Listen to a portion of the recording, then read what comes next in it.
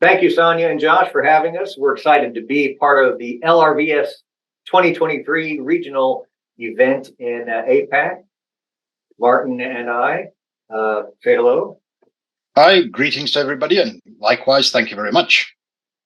We've only got a few minutes to talk about this, and let me share my screen here.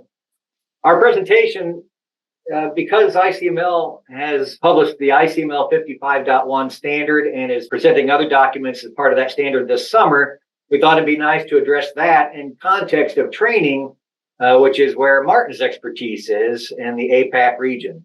And so, we're in agreement that a lot of these standards and trainings are all in place so that the maintenance teams at plants don't have to just let things happen by chance. And so everything that people like Martin does and everything that ICML does is all geared toward helping people plan and implement successful and sustainable programs. And with the ICML 55 standard, there's actually an audit at the end of it that's optional. And so that provides new goals for some facilities. Real quick, unless you got something else to add there, Martin, I'm going to run through some basic slides and then we'll get talking. Well, thank you, Paul. Just very quickly, obviously, which cap am I wearing? As a board member of ICML, I'm delighted to be part of this process with the ICML 55. And obviously, as an independent trainer as well, to have and hopefully to continue to provide the education in the region. And you're well known in the APAC region. Yeah, specifically countries like Malaysia, Thailand, Singapore, amongst several types of the industries there for a number of years since probably around 2005. Yeah, so we're going to factor in some of Martin's experiences and thoughts about his work in the region and how some of this all might play out. In case some of you haven't heard of ICML before, there we go. Who is ICML? We are a vendor-neutral nonprofit organization in operation since 2001. Our claim to fame, our bread and butter, so to speak, is the development and administration of certification exams for lube and oil analysis practitioners on sites and in oil analysis labs. So in addition to our certifications, which are machine lubricant analyst, machinery lubrication technicians, laboratory analysts, machinery lubrication engineers, and then some varnish badges. It's like a specialty badge, the VIM and VIPR for identification, measurement, prevention, and removal of varnish and deposits. But in addition to our certifications, ICML handles a couple of industry awards for excellence in oil analysis and machinery lubrication. We're also a membership organization with different levels of membership for companies and individuals to participate. And we are the developer of the ICML 55 lubricated asset management standards, which is what we're talking about here today. This isn't going to be a great in-depth look at the standards. We have some resources that can help you understand more about that, but we are going to provide some overviews and how training factors into it and what it might mean for the APAC region. So what is ICML 55? It is 3 standards in one. Back in 2014, when ISO came up with their asset management 55,000 standard, the ICML folks studied that and figured out that pretty much every division or department in a company that might be pursuing ISO 55,000 would have different kinds of priorities and different kinds of questions and different ways of trying to bring their departments up to speed to comply with the ISO 55,000. So the ISO document was necessarily very broad. And ICML 55 was developed in lubrication specific language and modeled after the 55,000 structure with multiple documents. So in this case, if you look on our screen there, the overview document, the requirements document, which we actually published in 2019, and then the guideline document for how to implement. So 55.1 explains what to do, and 55.2 defines how to do it. But like I said, the ICML 55 standard really is intended to be the missing link between the ISO document for all assets and just the targeted lubricated mechanical assets that most of us are familiar with. This is the high value special effects of this presentation. where you have ISO 55000 on one side, and it's just not quite reaching where your plant is. And so ICML 55, ta-da, bridges the gap. And that's what it does. Now, part of ICML 55, it covers 12 areas, interrelated areas of a successful, sustainable, lubricated asset management strategy. These are all defined in 55.1, and then they all get expanded in 55.2, the guideline document. Area 1 is the one, the skills. And what happened to my pointer, Martin? Is it showing? You see it? Your mouse is, but not your laser. Okay.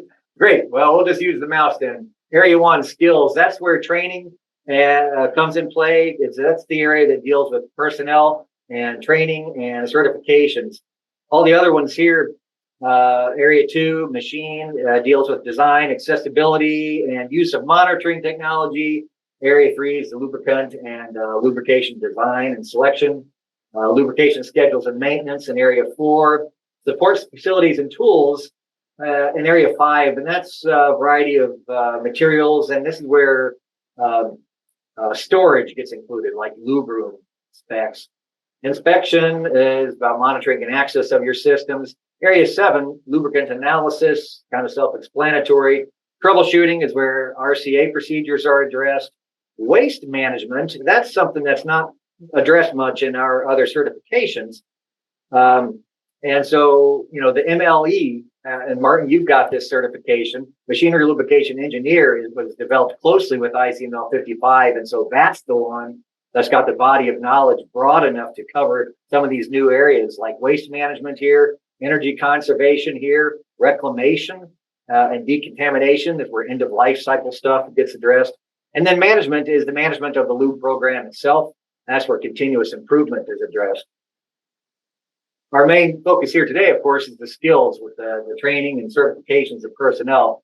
And so, there's an audit option available for companies that are pursuing their ICML 55, doing all the requirements, going through the implementation. And then there's an audit component that is described in what's referred to as ICML 55.3. That wasn't listed on the previous slide because that's not part of the release this summer. All the other parts will be out this summer, but the auditor's manual is really going to be just for the assessors and auditors who will go and assess and gauge the compliance with the 55 specs, and then do recognition for companies that get all this together. And so I wanted to mention this in here because I was seeing an analogy with certifications. What good is training if you don't have an exam at the end and get certified and recognized for it? And the value of that certification can be witnessed in your career or in employment decisions and that sort of thing. And the same thing with ICML 55. What good is going through all the work of putting together a sustainable program that's compliant with ISO, for the ICML 55 specs, and then not have an audit at the end? And does knowing that you're going to get a certification exam, say during training, just the same way that you're going to get audited while you're using ICML 55, does that change the way, in your experience, have you seen students in classes more excited about learning if they know there's a certification, which is kind of like a personal audit at the end of the class? Does that impact the way people learn and study and handle this information in your classes? Completely, yeah. There's always going to be more questions from the participants. If they know there's an exam, there's always going to be more discussion around topics they're not quite sure about, because everybody wants to be in with the best chance to pass that exam. And similarly, with a program like this, everybody's going to want to be in with the best chance of getting a successful audit at the end of it. So when it comes to something as broad as the ICML 55 standard, I mentioned the Machinery Lubrication Engineer certification was developed alongside it so that there would be a certification where somebody could build a program in some parts of the world, they say from soup to nuts, from beginning to end, the whole thing. Do you see a lot of interest in that over in the APAC region? Yes and no. I think like any of these things, if we go right back to ISO 9000, there was an initial take up, but it took a while. And it was probably the customers that drove that to some degree. And when I say the customers, if you looked at the process, you had to have 9000 eventually because nobody wanted to do business with you unless you had that. And much the same has happened with the 14,000 series. And I think we're in the same sort of area now with 55,000 that some are willingly climbing in and taking it up. And, things like the Deepwater Horizon that drove that process are very clearly reasons why we need it. Some industries are obviously safety critical, environmental critical, and they need to have something like 55,000. So I was delighted to see 55 coming along because it supports that process. And I think, again, for the end users, maybe, or the customers, as it were, business to business, then 55,000 is going to become much more important on a global basis, just like 9,000 and 14,000 did, because we are a global village still. Despite current geopolitical situations, people are still dealing internationally. And so for the APAC region, and especially with the whole Asia Pacific Rim type community, that's going to become important to have that 55,000 stroke the 55 in place, and particularly for things like food and beverage, pharmaceuticals, those kind of critical industries where the lubricants can be quite an impact part. But I would say, given the nature of the countries I've trained in, whether it be from Japan right through to Singapore, we're seeing a lot of power generation. Now, power generation in itself can be very broad. It could be anything from nuclear right down to coal, to fuel, etc. And in the APAC region, of course, being a net exporter of crude, etc., in that particular realm, then yes, there's a lot of fossil fuel still in play. So the environmental aspects are extremely important in the APAC region. The other aspect, of course, is mining. Places like Indonesia have some very remote locations. And of course, with the sort of impetus now on things like lithium, copper, and all that kind of stuff in the electronic age, those mines are incredibly important, but at what risk to the environment? And again, a 55 standard here would help to assure end users that we're not just dumping barrels of oil into the ground through leakages and wastage and spillage and stuff like that, which is what often happens in mining. The other aspect, of course, is also the petrochemicals industry, whether that's oil and gas or whether it's the actual processing, the refineries, the downstream side. As mentioned, Singapore's a big player in that part. Again, there is the need to have that focus from both the health and safety aspects, the environmental aspects, and certainly my experience in places like that, where we've dealt with the oil and gas and the petrochemical guys, there is certainly a desire to have something, I think, that will show the world we comply. And I think this is perfect for that particular reason. Yeah,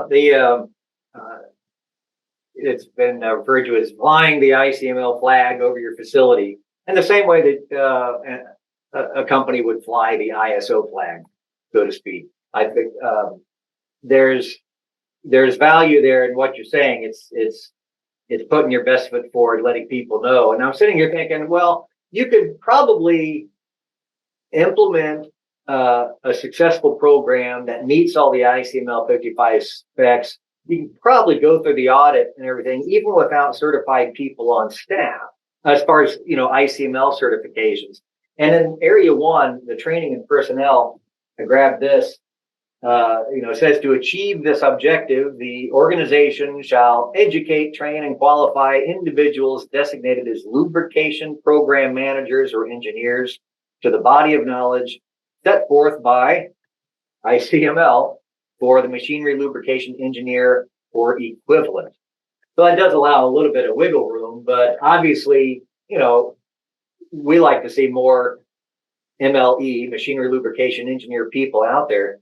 So would that be a weak link if an organization didn't have certified people trying to implement this? Is it a harder a harder slog to try to get some of this done if the people involved aren't already certified and kind of on that same page with the objectives?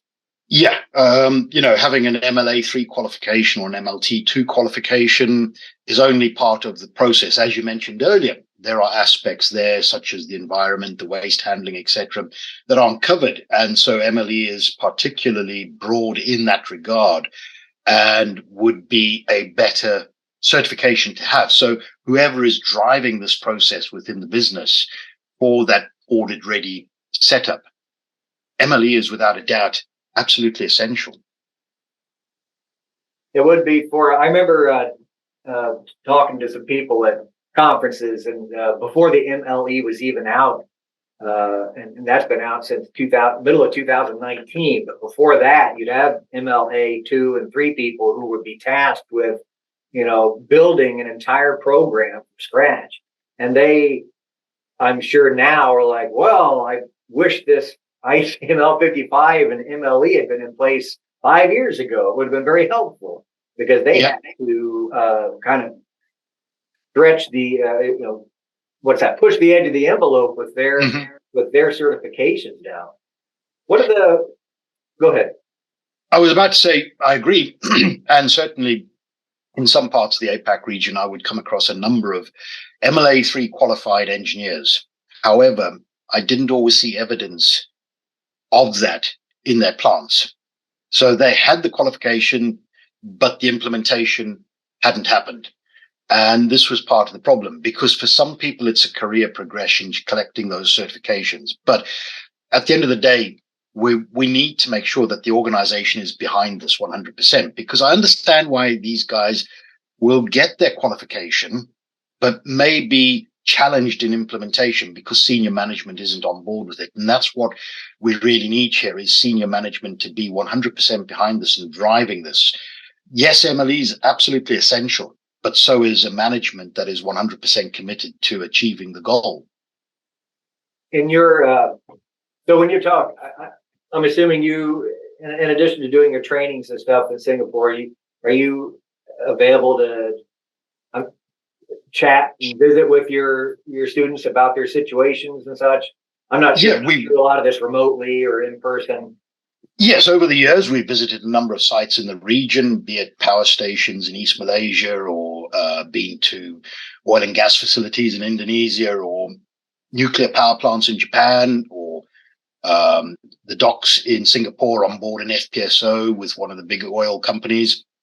We've seen the end users at work. And I think one of the things that I sort of pick up constantly in this region is that I would say students coming on the courses are enthusiastic, much more so than I would find in other parts of the world. They're keen, they're willing to learn. It's fabulous doing training in this region because people are just interacting during the training, and that gives you a buzz as a trainer.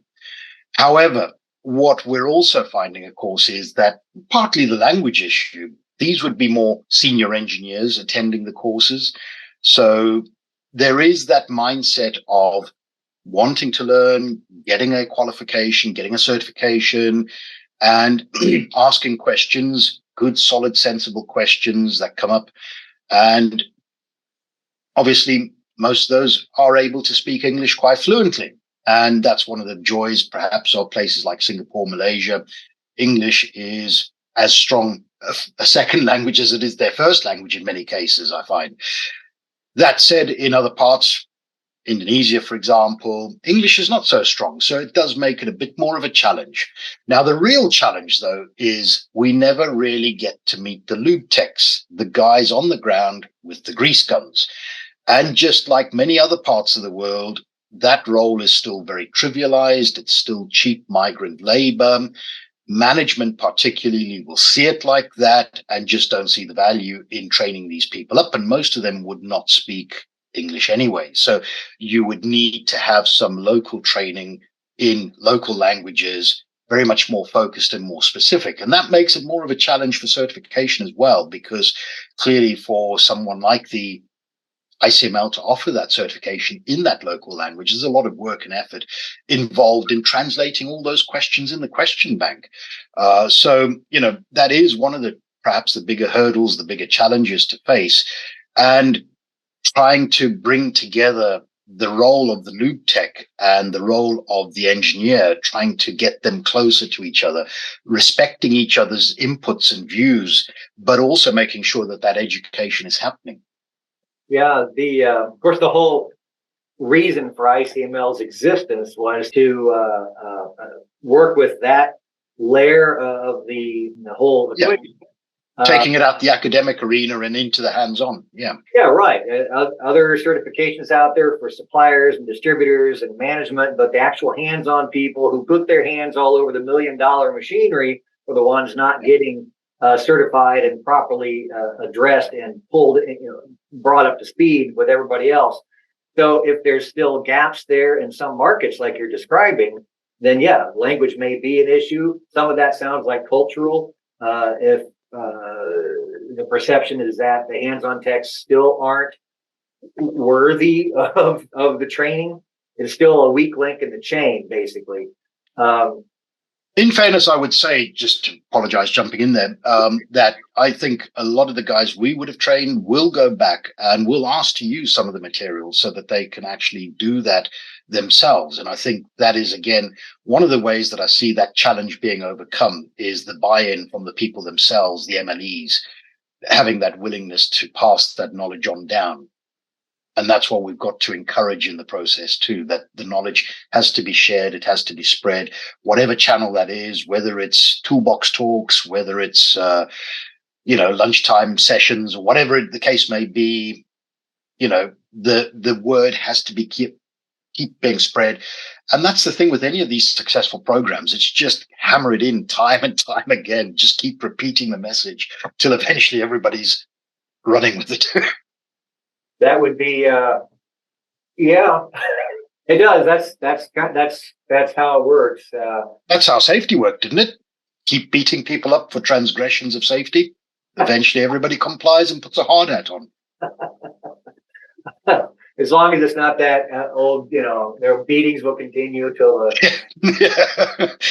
until the motivation is there.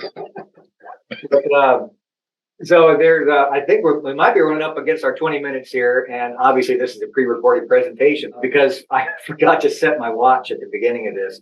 But any other thoughts about APAC market? What you see for the future there with trainings? No, apart from to say that I've had fantastic visits in the region. Some of my best memories of my travel doing the training come from that region, and that's why I think it's one of those regions that are key to perhaps doing this right and getting it right and showing the rest of the world how it should be done. Because sometimes I think in the Western world, there's an arrogance to this that perhaps these guys can show us how it should be done. Well, very good. And, we are, some people occasionally ask, is ICML worldwide? And I'm like, well, it's International Council for Machinery Lubrication. It's right there in the name. So yes. Yeah. We work with you and several dozen independent trainers all around the world. Our exams, as you mentioned, the language barrier, our certification exams are offered in 10 or 11 languages. And I know that there's some effort for translating into Malay, but several other APAC area. I mean, I know we've got Japanese and Chinese and Korean, I think. Yeah. So, and Australian, just kidding. But so there is not every exam is offered in every language yet. Most of them are in most of the languages. So as needs arise and as the market demands, if there's more of a demand for Malay testing, then we would be looking at trying to convert those questions in the question bank. And of course, as you realize, there's always a challenge there too, because what makes sense in English, these questions go through vetting like you wouldn't believe. And you've probably been involved with some of that. Yeah, absolutely. Yeah. For the years. And I know you have.